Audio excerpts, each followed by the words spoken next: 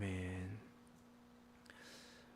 오늘은 누가복음 10장에 있는 말씀을 통해서 우리가 하나님의 말씀을 함께 나누도록 하겠습니다.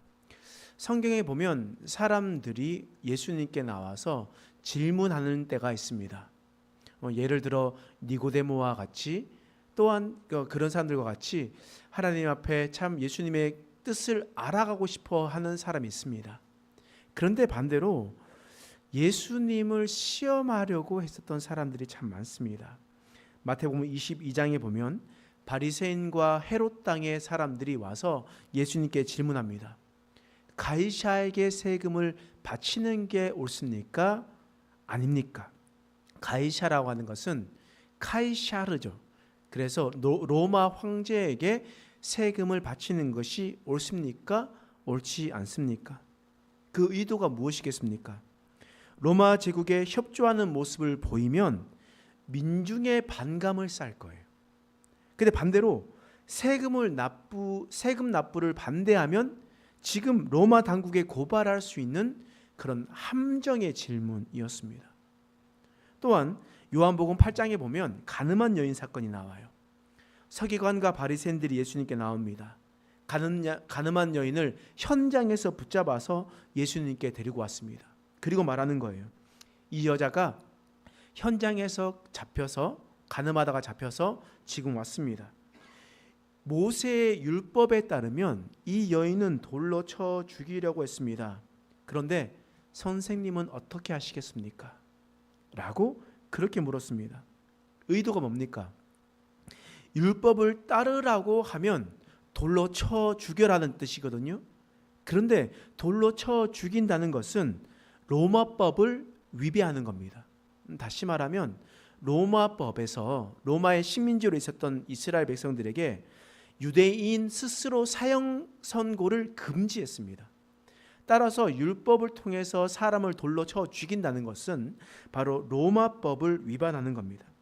근데 돌로 치지 말라라고 이야기하는 것은 율법을 위반하는 거란 말이에요. 그렇기 때문에 이처럼 사람들이 예수님 앞에 나와서 고발하고 예수님 앞에 질문하는 것은 그들이 예수님을 난처하게 하기 위함이었습니다. 근데 오늘 본문의 말씀도 마찬가지예요. 오늘 본문의 말씀도 율법 교사가 예수님께 나와서 질문하는 겁니다. 그것을 어떻게 표현하냐면 오늘 본문 말씀 누가복음 10장 25절 말씀에 이렇게 기록되어 있습니다. 자, 함께 읽겠습니다. 시작. 어떤 교사가 일어나 예수를 시험하여 이르되. 지금 율법 교사가 나와서 예수를 시험하였다라고 기록되어 있습니다. 그런데 여기에서 원문에 좀 더 정확하게 해석을 해보면 이 시험하다의 의미가 바로 철저하게 시험하다라는 의미가 들어 있습니다. 그래서 그냥 대충 하는 것이 아니라 철저하게 시험을 하고 있었습니다. 율법 교사가 왜 예수님을 철저하게 시험했겠습니까? 예수님께 질문해서 예수님을 당황하게 하고 예수님께 수치와 치욕을 남겨주려고 그렇게 행동을 하고 있었던 것이었습니다. 이 율법 교사 내면에는요, 그가 하나님을 더 깊이 알려고 했었던 사람이 아니었습니다.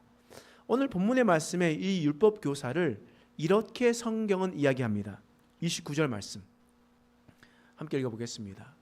시작. 그 사람이 자기를 옳게 보이려고 예수께 여짜오되 그러면 내 이웃이 누구니까? 그 사람 율법 교사가 어떻게 한다고요? 자신을 옳게 보이려고, 사람들을 보기에 내가 더 높아 보이려고 했었던 겁니다. 따라서 율법 교사가 예수님께 철저하게 시험하여 질문했었던 것은 예수님께 무안과 굴욕을 주면서 스스로 자신이 더 높여 보이기 위해서 그런 행동을 했었다라는 겁니다. 율법 교사가 예수를 시험한 목적이 바로 이런 것이었습니다. 그러면 이런 철저하게 시험하기 위해서 어떤 질문을 하였나? 다시 25절 말씀 보겠습니다. 자, 읽겠습니다. 시작. 어떤 율법 교사가 일어나 예수를 시험하여 이르되 선생님, 내가 무엇을 하여야 영생을 얻으리까? 지금 율법 교사가 질문하는 것은 내가 무엇을 하여야 영생을 얻을 수 있습니까? 다시 말하면 내가 어떤 행위를 하여야 내가 영생을 얻을 수 있습니까? 라는 질문입니다. 영생을 얻기 위해서 내가 어떤 행동을 해야 됩니까? 라는 이런 질문이에요. 여러분, 이 질문에 대해서 여러분들은 어떤 답을 내시겠습니까? 예수님께서는 이 질문에 대해서 무엇이라 답변하겠습니까? 사실 이 질문 자체가 잘못되었습니다. 내가 무엇을 하여야 영생을 얻으리까? 다시 말해서 우리가 구원을 받기 위해서 내가 어떤 행동을 해야 됩니까? 우리의 구원이 무엇을 하여야 이루어질 수 있습니까? 이 질문이거든요. 이 질문은 행위에 방점이 찍혀져 있습니다. 내가 어떤 행동을 해야 영원한 구원을 얻을 수 있습니까? 근데 로마서 3장 28절 말씀에 보면 이런 말씀이 있어요. 자, 함께 읽겠습니다. 시작. 그러므로 사람이 의롭다 하심을 얻는 것은 율법의 행위에 있지 않고 믿음으로 되는 줄 우리가 인정하노라. 아멘. 하나님의 말씀은 너희가 무엇을 하여야 영생을 얻는 것이 아니다. 우리의 구원, 곧 우리가 하나님의 나라에서 영원히 사는 것은 율법의 행위에 있는 것이 아니다. 따라서 오늘 본문의 율법 교사의 질문, 무엇을 하여야 영생을 얻을 수 있습니까? 라는 이 질문 자체가 잘못되었다라는 겁니다. 율법 교사는 율법을 통한 구원에 대해서 질문했습니다. 다시 말하면 영생의 핵심이 율법이라고 생각하고 있는 겁니다. 다시 따라해 봅시다. 영생의 핵심이 율법이라고 생각했습니다. 자, 영생의 핵심이 율법이라고 생각했던 겁니다. 그러나 오늘 본문의 말씀에 예수님께서는 그 율법의 핵심이, 영생의 핵심이 율법이 아니라 바로 더 본질적인 하나님의 말씀을 알려주고 있는 겁니다. 정확하게 말하면 우리의 구원은 문자 그대로 나타나는 율법에 있는 것이 아니라 그 율법을 우리에게 주신 하나님의 의도가 더 중요하다라고 하나님께서 말씀하시는 겁니다. 그러므로 하나님께서 오늘 본문의 말씀을 통해서 사람들에게 본질을 깨닫게 해 주려고 하셨던 겁니다. 그럼 그 본질이 무엇인가 말씀 보겠습니다. 오늘 27절 말씀 함께 읽겠습니다. 시작. 대답하여 이르되 내 마음을 다하며 목숨을 다하며 힘을 다하며 뜻을 다하여 주 너의 하나님을 사랑하고 또 내 이웃을 내 자신같이 사랑하라 하였나이다. 율법 교사가 무엇을 하여야 영생을 얻을 수 있습니까? 라는 질문을 했습니다. 그때 예수님의 대답이 그렇다면 성경에는 무엇이라 기록되어 있는가? 라고 물어봤습니다. 그때 율법 교사가 이렇게 얘기하는 겁니다. 요약하면 하나님을 사랑하고 이웃을 사랑하는 것입니다. 율법 교사는 성경에 대해서 너무나 잘 알고 있었습니다. 이 핵심 진리를 너무나 잘 알고 있었다는 겁니다. 하나님의 율법의 본질은 문자적으로 나타나는 것이 아니라 하나님의 율법의 본질은 사랑입니다. 네가 지금 여호와 하나님을 사랑하고 있느냐? 네가 지금 내 이웃을 사랑하고 있느냐? 네가 지금 말로만 지금 그리고 성경 읽으면서만 너희가 사랑하고 있지는 않느냐라고 하나님께서 말씀을 통해서 말씀하시는 겁니다. 따라서 영생의 가장 중심은 바로 사랑이라는 겁니다. 사랑을 하면 영생은 당연히 따라오는 것이라 라고 예수님께서 말씀하시는 겁니다. 근데 그 말씀을 비유를 통해서 설명하고 있는 거예요. 오늘 30절 말씀 한번 읽어보겠습니다. 시작. 예수께서 대답하여 이르시되 어떤 사람이 예루살렘에서 여리고로 내려가다가 강도를 만나매 강도들이 그 옷을 벗기고 때려 거의 죽은 것을 버리고 갔더라. 예수님께서 비유로 설명하시는 겁니다. 어떤 사람이 있습니다. 그는 여행자였습니다. 그 여행자가 예루살렘에서부터 여리고까지 내려가게 되었다. 내려가고 있는 중이다 라고 이야기를 하고 있습니다. 근데 그곳에서 강도를 만났다라고 성경은 이야기합니다. 여러분, 예루살렘에서 여리고까지 거리가 약 27km입니다. 여러분, 27km는 그냥 빨리 걸어서도 아주 시간이 꽤 오래 걸리겠죠? 근데 여기서 보시면 이 예루살렘은요, 해발 800m 고지입니다. 산 위에 있다라는 얘기예요. 그런데 여리고는 어디냐면 해 수면보다 더 낮은 마이너스 약 200m, 250m 이렇게 내려가 있습니다. 그래서 요단강이 끝나는 지점에 사해가 있잖아요. 더 이상 내려갈 길이 없어서 사해가 있는 겁니다. 마이너스 400m까지 내려가거든요. 사해는. 그러니까 바다로 지중해로 내려갈 수가 없는 거예요. 여러분, 이처럼 그런 길입니다. 그러면 생각해 보시면 예루살렘은 800m고 여리고는 마이너스 200m라고 생각합시다. 그러면 지금 여리고에서 예루살렘까지 올라가려면 어느 정도 올라가야 되는 겁니까? 해발 1000m, 그렇죠. 1km를 올라가야 되는 겁니다. 그리고 내려가야 되는 거예요. 그 길이 아주 험한 지역입니다. 근데 이곳을 뭐라고 부르냐면 와디 겔트라 부르거든요. 와디 겔트라는 것이 어떤 곳이냐면 그 시대에 아주 건조하고 황량한 유대 광야 지역입니다. 그러니까 유대 광야 지역이에요. 그런데 그 지역이 바위와 흙으로 많이 분포되어 있거든요. 그러니까 황량합니다. 그 황량한데 근데 그 땅에 철분 성분이 참 많습니다. 철 성분이 참 많아요. 그렇기 때문에 그 땅이 어떤 색으로 보이냐면 약간 붉은 빛으로 보입니다. 해가 비치면 그 땅이 붉은 빛으로 보여요. 그래서 그 땅을 뭐라고 부르냐면 붉은 바위의 길이라 부릅니다. 뿐만 아니라 이 길은 험준해요. 그리고 외딴 계곡이 많거든요. 그래서 그곳에 강도들이 많이 숨어 있었습니다. 그리고 여리고에서 예루살렘으로 가고 예루살렘에서 여리고로 가는 것은 고대 많이 움직이는 길이었기 때문에 그 길을 많이 갔어요. 그래서 강도들이 많이 숨어 있었습니다. 그리고 그곳에 있는 사람들을 많이 습격하고 그곳에 있는 사람들의 피를 많이 흘렸습니다.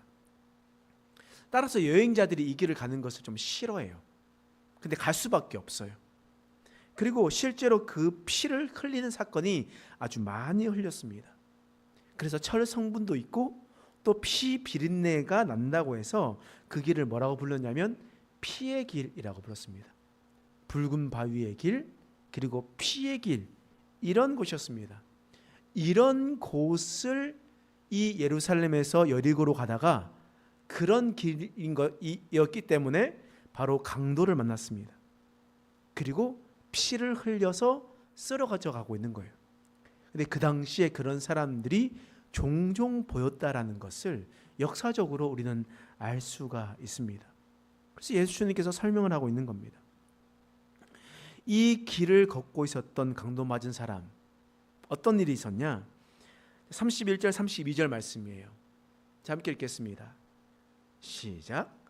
마침 한 제사장이 그 길로 내려가다가 그를 보고 피하여 지나가고 또 이와 같이 한 레위인도 그곳에 이르러 그를 보고 피하여 지나가되. 지금 한 제사장과 한 레위인이 있습니다. 근데 공통점이 뭐냐면 강도 맞아 피 흘려 죽은 것처럼 보이는 그 사람을 피하여 지나갔다라고 이야기하는 거예요. 여러분, 제사장과 레위인이 어떤 사람들입니까? 하나님께서 부르셔서 하나님의 일을 하는 사람 아닙니까? 다시 말해서 하나님의 사역자라는 거예요. 그렇다면 우리 이렇게 생각할 수 있죠. 야, 그러면 하나님의 사역자면 저렇게 죽어가는 사람들을 돌보아 주어야 하는 것이 당연한 것이 아닌가? 그것이 바로 하나님의 사역자들이 해야 되는 일이 아닌가? 하나님을 사랑하는 사람이라면 그런 일을 행동해야 될 것은 아닌가라고 생각을 하는 겁니다. 그런데 그때 그 당시에 있었던 제사장과 레위인들은요, 이런 문제를 놓고 전혀 문제되지 않는다라고 여겼습니다. 단 하나의 마음의 양심의 가책도 느끼지 않았습니다. 왜냐하면 이게 여기 있었던 제사장과 레위인들에게 당신들은 왜 지나갈 때 이 사람을 도와주지 않습니까? 라고 물어보면 그 사람들은 이렇게 대답할 겁니다. 저는 율법대로 했을 뿐입니다. 율법대로 저는 그렇게 행동했습니다. 라고 그렇게 얘기할 거란 말이에요. 왜냐하면 하나님의 율법이 기록되어 있는 레위기의 말씀에 보면 이런 말씀이 있어요. 레위기 21장 1절 말씀. 함께 읽겠습니다. 시작. 여호와께서 모세에게 이르시되 아론의 자손 제사장들에게 말하여 이르라. 그의 백성 중에서 죽은 자를 만짐으로 말미암아 스스로를 더럽히지 말려니와. 하나님께서 제사장에게 주신 율법이 이래요. 율법이 뭐냐면 너희는 죽은 자를 만져서 스스로 더럽게 하지 말라라고 하나님께서 분명하게 말씀하셨습니다. 만약 여리고로 내려가는 길에 강도 맞은 사람이 죽어가고 있는 상황이라면, 아직 숨이 붙어 있는 사람이라면 상관이 없겠지만 죽었다면 이 문제는 심각한 문제가 되는 겁니다. 그리고 또 데리고 가다가 그 중간에 죽는다면 그것은 율법을 지키지 않는 제사장과 레위인이 되는 겁니다. 뿐만 아니라 율법에 또 다른 이런 법이 있습니다. 레위기 22장 4절과 6절 말씀인데요. 함께 읽어보겠습니다. 시작. 아론의 자손 중 나병 환자나 율출병자는 그가 정결하기 전에는 그의 성물을 먹지 말 것이요, 시체의 부정에 접촉된 자나 설정한 자나 곧 이런 것에 접촉된 자는 저녁까지 부정하니 그의 몸을 물로 씻지 아니하면 그 성물을 먹지 못할지며. 지금 시체를 만지는 자는 어떤 자면 부정한 자라고 얘기합니다. 부정한 자는 그 성물을 먹지 못한다라고 성경에, 율법에 기록되어 있습니다. 다시 말해서 시체를 먹는 사람은요, 시체를 만진 사람들은 저녁까지 제사장의 직분을 감당하지 못한다라는 뜻입니다. 제사장의 일을 할 수가 없다라는 겁니다. 레위인과 제사장이 율법에 의해서 죽은 자를 돌보지 않았다는 것은 하나님의 법을 지키고자 함이었습니다. 그래서 제사장과 레위인은 율법을 행한 것뿐이라면서 어떤 마음의 가책도 느끼지 않은 채 그냥 지나가고 있는 겁니다. 사람들이 그런 삶을 살아가고 있었다는 겁니다. 근데 예수님께서 오늘 본문의 말씀을 통해서 너희가 문자적으로 기록되어 있는 그 율법의 행위보다 더 중요한 것은 그 속에서 말씀하신 하나님의 본질이다. 그 율법을 너에게 주신 하나님의 의도다 라고 하나님께서 말씀해 주시면서 그 율법을 완성시켜주는 말씀이라는 겁니다. 자, 그 말씀이 오늘 누가복음 10장 33절 말씀에 말씀하시는 거예요. 자, 읽어보겠습니다. 시작. 어떤 사마리아 사람은 여행하는 중 거기 이르러 그를 보고 불쌍히 여겨. 자, 그곳에 지나가는 사람이 어떤 사람이라고요? 사마리아 사람입니다. 사마리아는요, 어느 곳이냐면 사마리아는 북이스라엘의 수도입니다. 북이스라엘의 수도예요. 근데 예루살렘은 남유다에 있어요. 북이스라엘의 수도가 어떻게 되냐면 BC 722년에 아수르, 성경에는 아수르라고 하고 학명으로는 아시리아라는 이런 나라의 멸망당했어요. 아시리아에게 멸망당하고요. 이 아수르는 어떤 행동을 하게 되냐면 이 북이스라엘 사람들을 이주 정책을 펼쳤습니다. 사마리아 사는 사람들을 다른 메소포타미아 지역으로 옮기고 메소포타미아 지역에 살고 있는 사람들을 또다시 이 북이스라엘로 사마리아 지역으로 옮기는 일을 하는 겁니다. 여러분, 지금 이 남유다나 북이스라엘이나 아브라함의 후예였습니다. 아브라함의 자손이었죠. 그런데 북이스라엘 사마리아 지역은 아브라함의 자손에서 다른 메소포타미아 지역에 있는 사람, 또 다른 지역에 있는 사람들과 함께 결혼하고 그리고 그곳에서 살면서 이주 정책으로 말미암아 혼혈인이 되었습니다. 한민족이 된 것이 아니라 지금 우리나라가 고려인으로 나가서 살고 그렇게 있었던 것처럼 완전 다른 삶을 살아가게 되는, 다른 나라 사람이 되어버린 그런 일들이 일어나게 되었다라는 거예요. 그래서 남유다 사람들은, 저 사마리아 사람들은 율법을 어겼고 하나님의 약속을 말씀을 어겼고, 그래서 그들은 그냥 개보다 못한 자들이다 라고 생각하며 살아갔습니다. 그래서 사마리아 사람을 볼 때마다 멸시하고 무시했습니다. 그들을 천대했어요. 상종조차 하지 않았다라는 겁니다. 그러니 사마리아 사람들은 하나님을 경외하더라도 마음속에 유대인에 대한 울분이 가득했었습니다. 자신을 무시하고 있는, 자신을 손가락질하고 있는, 존재 자체를 부정하고 있는 그 사람들에게 자신이 너무 그 예루살렘 사람들을 너무 싫어했다라는 거예요. 근데 본문의 말씀에 그 사람이 여리고로 내려가다가 사람을 만나게 됩니다. 여러분들은 어떻게 하겠습니까? 자신을 무시하고 자신을 천대한 사람이 눈앞에서 죽어가고 있습니다. 그러면 여러분들은 어떤 선택을 할까요? 사마리아 사람은 이런 선택을 합니다. 자, 34절 35절 말씀 읽겠습니다. 시작. 가까이 가서 기름과 포도주를 그 상처에 붓고 싸매고 자기 짐승에 태워 주막으로 데리고 가서 돌보아 주니라.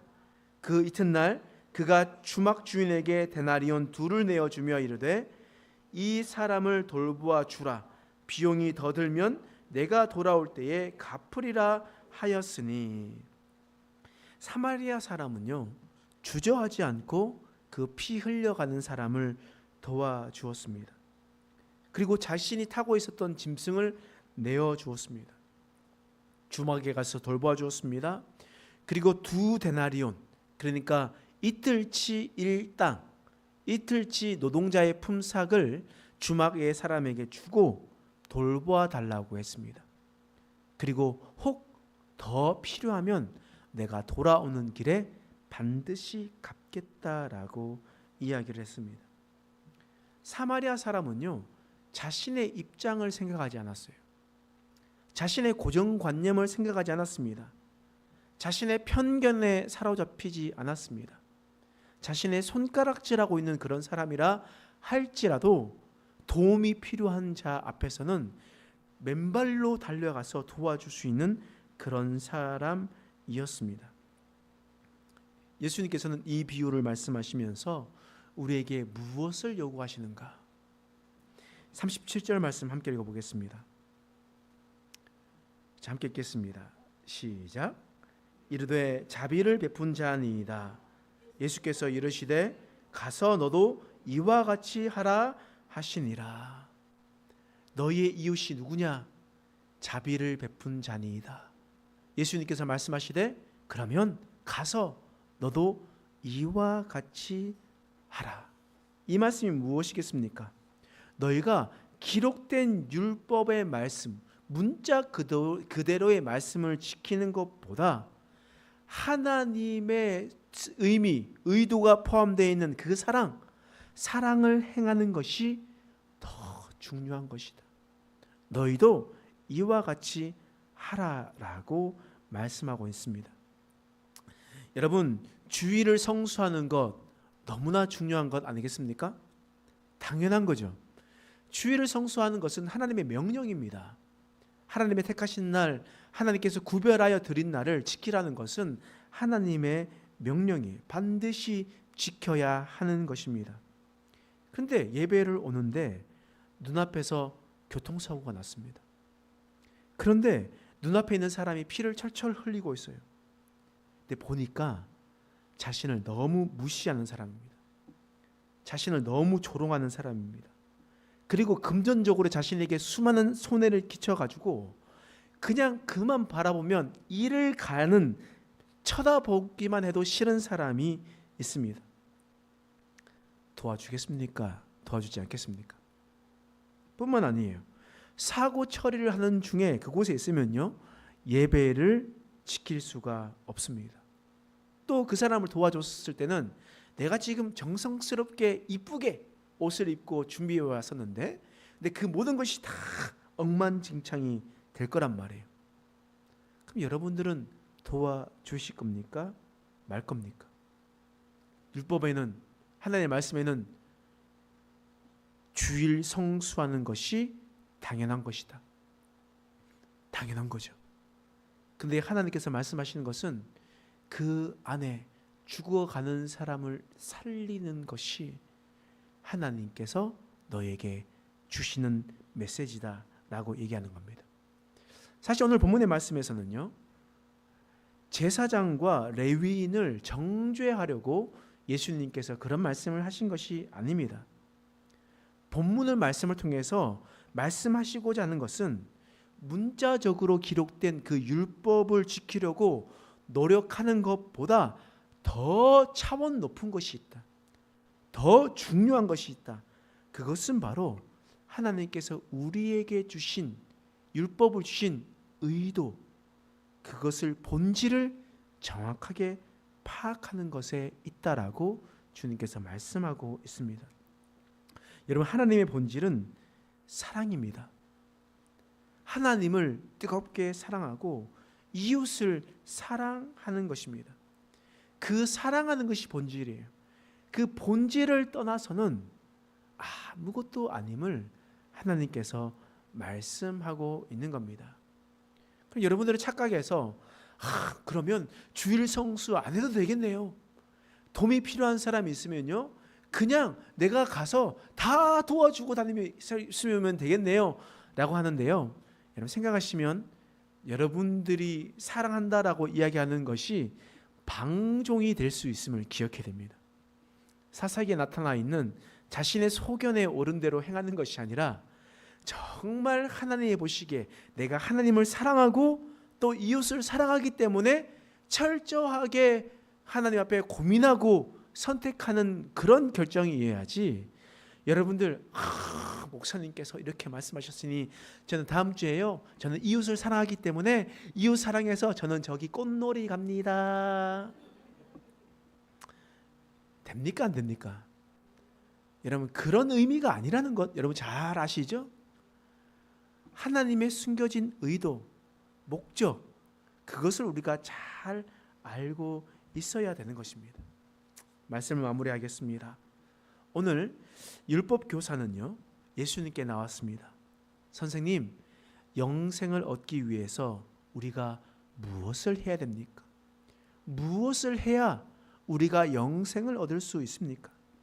이때 예수님께서는 선한 사마리아인의 비유로 우리에게 명확하게 말씀하시는 겁니다. 너희가 영생을 얻기 위해서는 무엇을 해야 하는 것이 아니다. 너희가 하나님의 말씀의 본질을 깨닫게 된다면 영생은 당연히 따라오게 되는 것이다. 그 영생의 본질이 뭐냐? 하나님의 말씀의 본질이 뭐냐? 그것이 바로 사랑이다. 하나님을 사랑하고 이웃을 사랑하는 것이 하나님의 의도이다, 주님께서 말씀하셨던 것입니다. 형식적이고 문자적인 율법 조문에서 행동하는 것보다 너희가 사마리아인처럼 너희의 상황과 감정과 환경에 상관없이 그렇게 사랑하는 것, 그것이 바로 내가 원하는 것이다 라고 주님께서 말씀하시는 것입니다. 예수님께서 우리에게 세 계명을 우리에게 주셨습니다. 요한복음 13장 34절 35절을 함께 읽어보겠습니다. 시작. 새 계명을 너희에게 주노니 서로 사랑하라. 내가 너희를 사랑한 것 같이 너희도 서로 사랑하라. 너희가 서로 사랑하면 이로써 모든 사람이 너희가 내 제자인 줄 알리라. 아멘. 예수님께서 말씀하셨습니다. 새 계명을 너희에게 주겠다. 그 계명이 바로 사랑하는 것이다. 너희가 사랑하면 사람들이 너희가 내 제자인 줄 알 것이다.